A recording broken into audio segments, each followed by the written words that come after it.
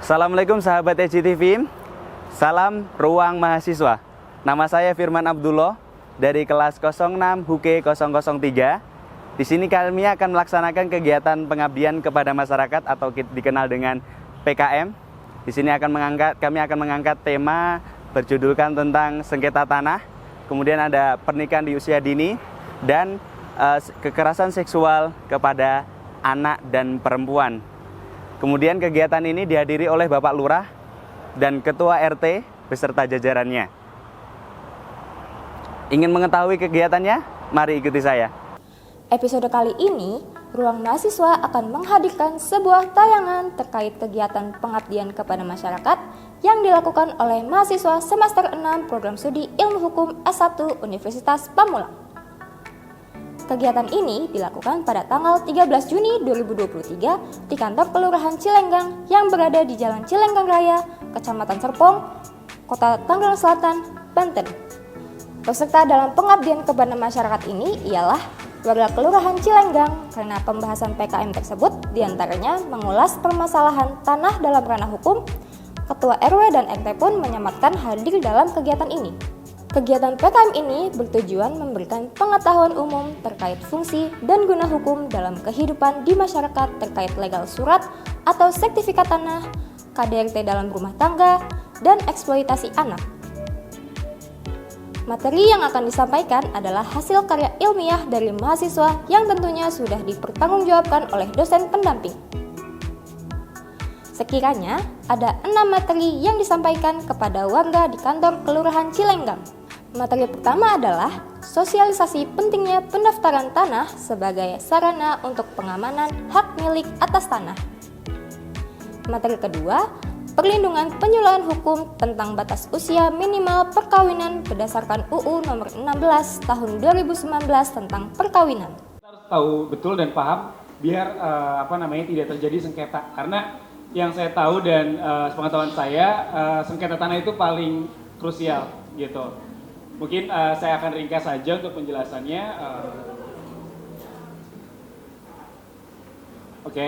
Mungkin di sini saya nggak akan fokus dengan materi, saya akan ringkas sedikit aja.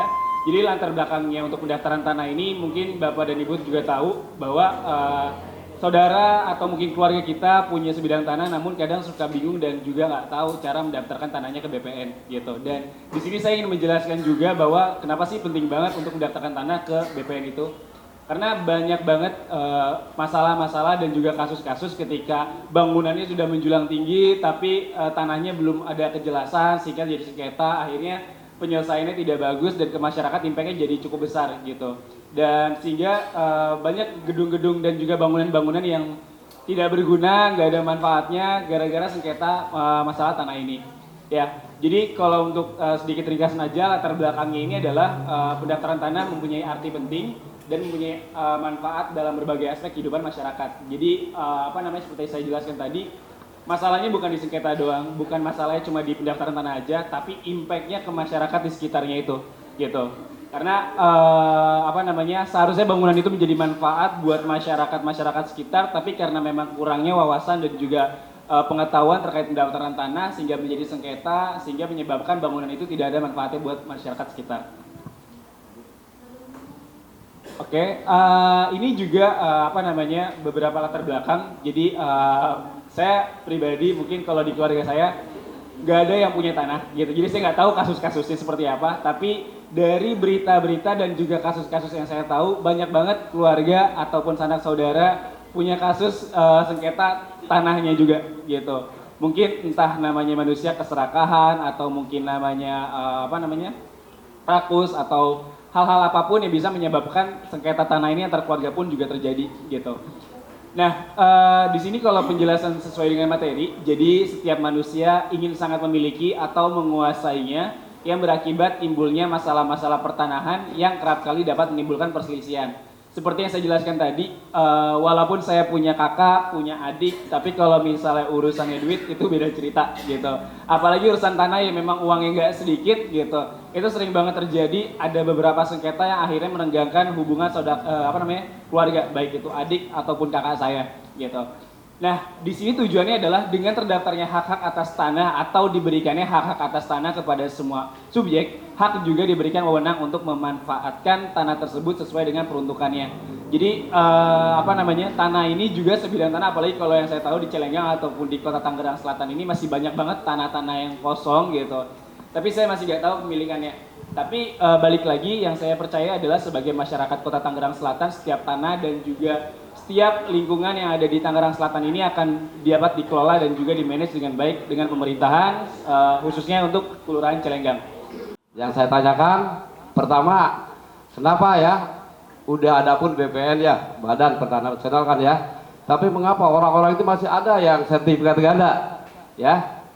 Di mana coba kesalnya di situ ya? Yang satu, yang kedua, apabila masyarakat atau warga yang akan menjual tanah itu kan, seakan-akan mendatangkan BPN untuk ngukur itu ya. RT pun jaranglah dilibatkan di situ mungkin ya. Itu BPN itu jangan sembarangan ngukur ya, harus ada, karena tanah itu berbatasan belah utara, belah selatan, belah barat, belah timur kan. Itu harus ada saksi, itu harus punya tanah, ada hadir di situ. Jangan sembarangan ukur, udah ada patok. Patok itu kadang geser ya.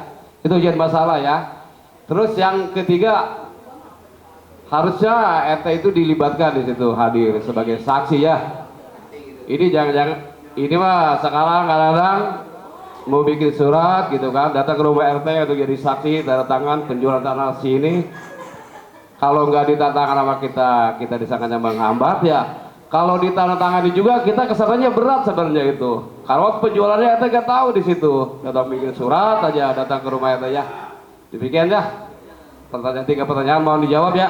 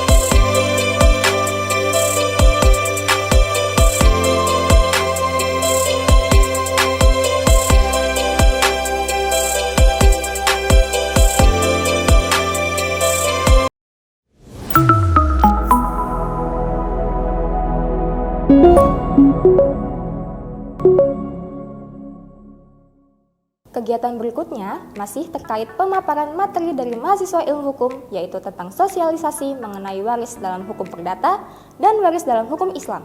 Materi-materi yang dipaparkan ini sudah melalui seleksi yang disetujui oleh dosen pendamping karena materi yang dipaparkan berhubungan langsung dengan keadaan dan hal-hal yang sedang viral di Kelurahan Cilenggang, jadi warga akan lebih fokus mendengarkan materi tersebut.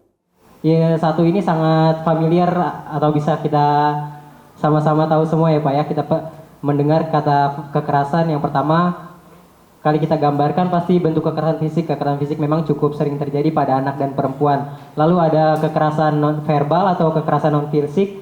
Kekerasan verbal ini seperti contohnya memaki, lalu ada mengeluarkan kata-kata kasar, menghina atau menurunkan martabat anak-anak dan perempuan.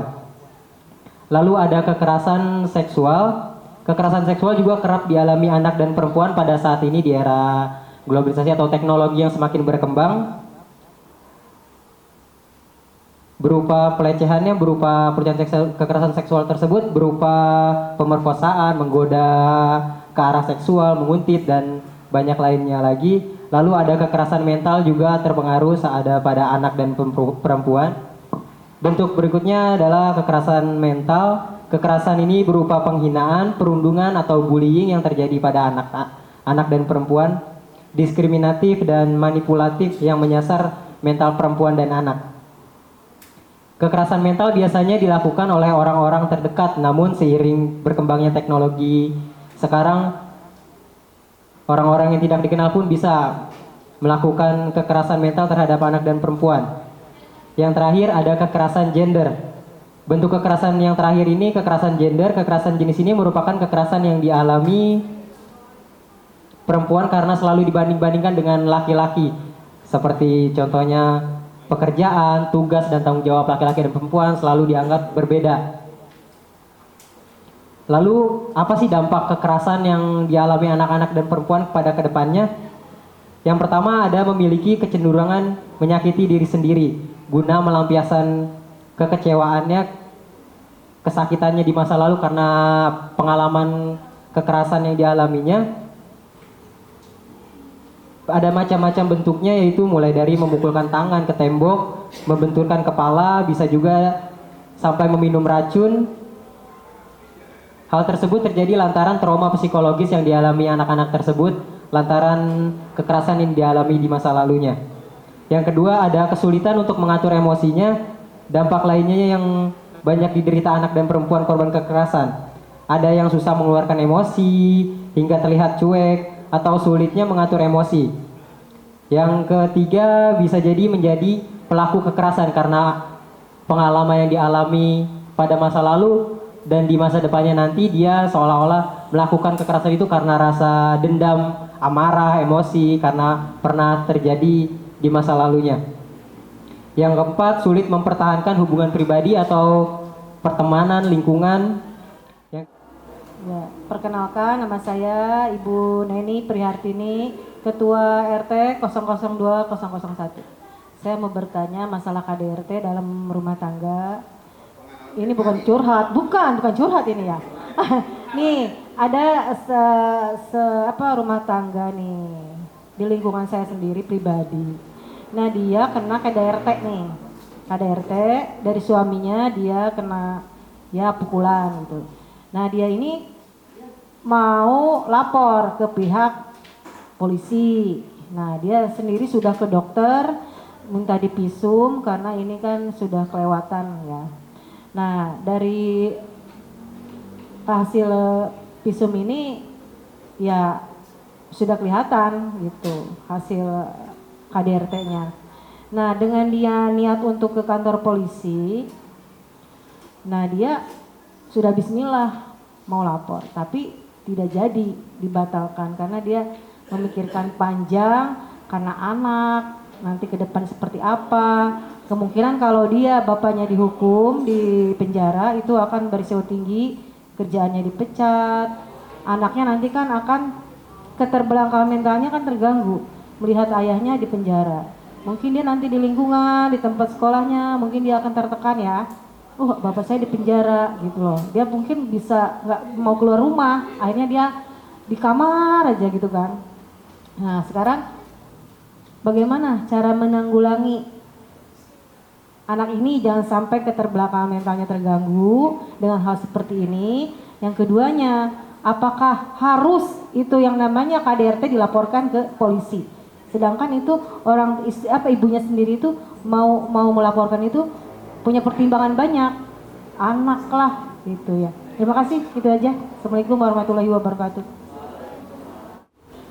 Nomor 16 tahun 2019 ini pihak wanita maupun pria itu minimal batas usianya 19 tahun dan tidak diperbolehkan lagi wanita yang berusia 16 tahun untuk diajukan untuk dilaksanakan pernikahan. Ya. Seperti tadi ya, Bapak Ibu izin yang disampaikan Pak Lurah agar tidak terjadi kecolongan lagi di kemudian hari kemungkinan. Tapi nanti untuk yang di bawah 19 tahun itu ada dispensasi ya. Itu secara aturan nanti kita jelaskan. Nah, di sini ada dispensasi pernikahan dini. Dispensasi ini dimintakan ke pengadilan yang berwenang. Jadi bagi Bapak Ibu mungkin ada yang keperluan atau mungkin adat istiadat ya yang mewajibkan anak itu mungkin menikah di bawah 19 tahun. Jadi ada di sini keterangannya dispensasi pernikahan dini. Itu pernikahan di bawah umur, perkawinan usia dini adalah perkawinan yang dilangsungkan oleh seseorang sebelum usia 19 tahun. Yang dimana tadi di aturan tadi disebutkan itu minimal 19 tahun. Di sini ada dispensasi yang sesuai prosedurnya Bu ya. Bapak, perkawinan tersebut itu sebelumnya melanggar aturan ketentuan undang-undang berdasarkan aturan agama atau adat istiadat.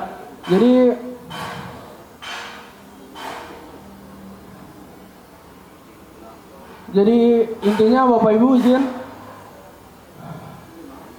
apabila pria dan wanita sudah mencapai 19 tahun jika terjadi adanya penyimpangan terhadap ketentuan umur, maka pihak terkait dapat meminta dispensasi nikah kepada pengadilan yang berwenang. Dengan adanya peraturan tersebut masyarakat seakan-akan itu melalaikan peraturan yang mana wajib lebih dahulu dipatuhi. Karena hal tersebut dari tahun ke tahun dispensasi pernikahan dini ini semakin meningkat. Jadi dengan adanya dispensasi ini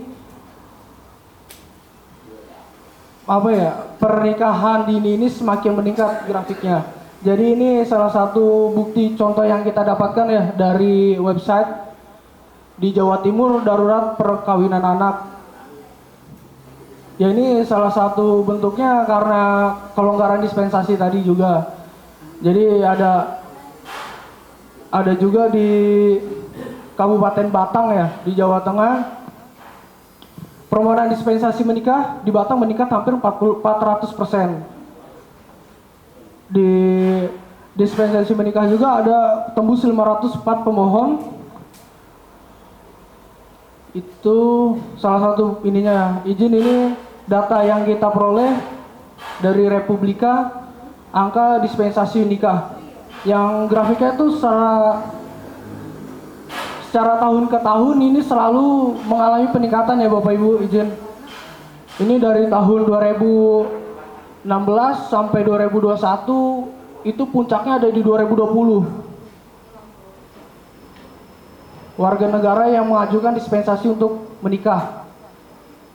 Jadi berdasarkan perkara yang masuk dan perkara yang diputus, itu perkara masuk yang diterima itu ada 52.000, sedang 52.000 sekian, dan perkara yang diputus ada 50.000 sekian. Itu berdasarkan data dari Badan Peradilan Agama Mahkamah Agung per 13 Januari 2023. Nah,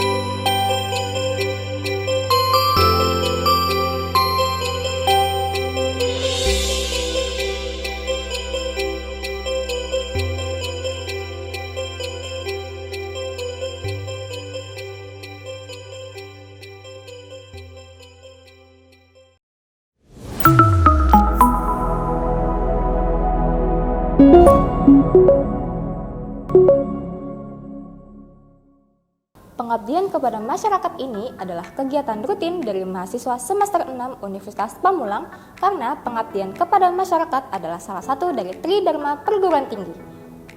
Tentunya, setelah memaparkan materi, warga juga dipersilakan untuk bertanya. Pada sesi tanya jawab, banyak warga yang melemparkan pertanyaan yang memang saat ini sedang mereka rasakan, baik terkait double-nya sertifikat tanah, KDRT, hak waris, dan sebagainya.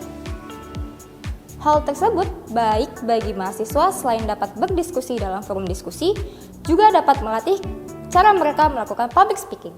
Assalamualaikum warahmatullahi wabarakatuh. Tepatnya hari ini Selasa tanggal 13 2023 dari mahasiswa Unpam telah memberikan pencerahan kepada warga khususnya mengenai hukum terutama untuk pertanahan, kekerasan pada anak, dan apa tadi satu lagi saya lupa, KDRT. Mudah-mudahan apa yang telah disampaikan hari ini mudah-mudahan akan bermanfaat untuk masyarakat umumnya. Dan sekali lagi apabila nanti adik-adik mahasiswa dari Unpam terutama mahasiswa hukum, mudah-mudahan nanti kalau sudah lulus, ada yang jadi jaksa, jadi pengacara, jadi hakim, mudah-mudahan akan amanah untuk masyarakat dan terutama tidak ada korupsi, tidak ada sogok menyogok. Demikian kurang lebihnya, mohon maaf. Billahi taufik wal hidayah. Wassalamualaikum warahmatullahi wabarakatuh. Unpam. Assalamualaikum warahmatullahi wabarakatuh.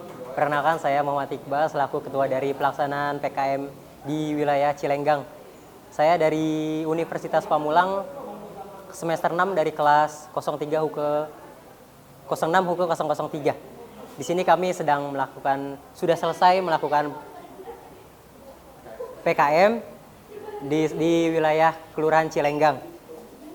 Dan saat ini materi yang tadi kami jelaskan itu ada tentang sosialisasi pentingnya pendaftaran tanah sebagai sarana untuk pengamanan hak milik atas tanah di Kelurahan Cilenggang tersebut.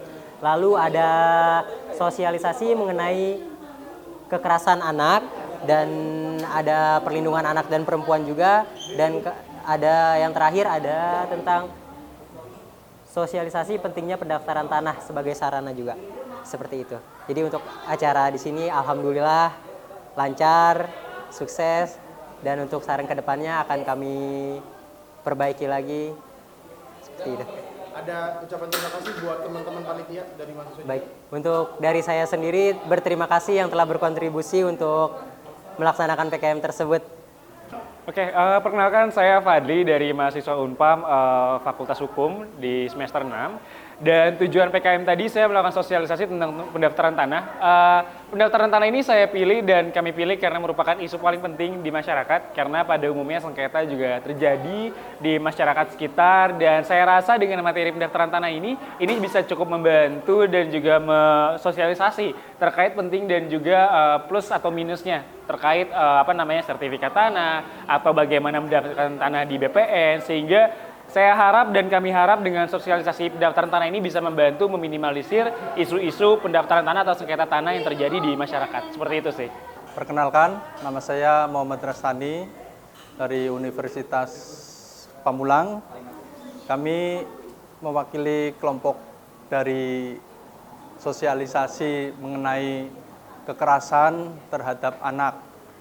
Jadi kami di sini memberi sosialisasi kepada masyarakat mengenai kekerasan anak, agar kedepannya kekerasan anak itu tidak terjadi lagi, karena itu suatu bentuk hak anak yang patut dilindungi oleh hukum, dan itu suatu sosialisasi yang bagus untuk kedepannya di masyarakat Cilenggang khususnya.